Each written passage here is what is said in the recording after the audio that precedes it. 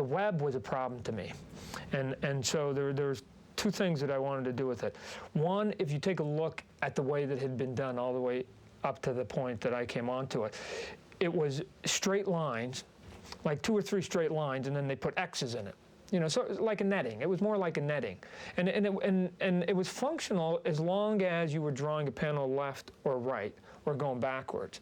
But where it never worked was if you wanted to shoot towards camera. And a couple guys tried it, and the line just got bigger, and the X's just got clunkier, and it just was like, are you kidding me? So I wanted to try and come up with something that could actually move, not only move towards camera, but you actually believe that it was webbing. And so Tom DeFalco, who's editor-in-chief, although he denies it, I was just talking to him recently, going, I never called it spaghetti webbing. He did it. He's Italian, and he called me in his office one day because I got clarity on this one. We went, stop drawing that darn spaghetti webbing thing that you're doing. And I was like, yeah, that's it. I got a name for it. So it's actually a very good name because for people out there who aren't comic book fans, that's what it looks like now. So when he hits the button, it's almost like, remember when we were kids, we had the Play-Doh and you squeeze it and like little strands come out?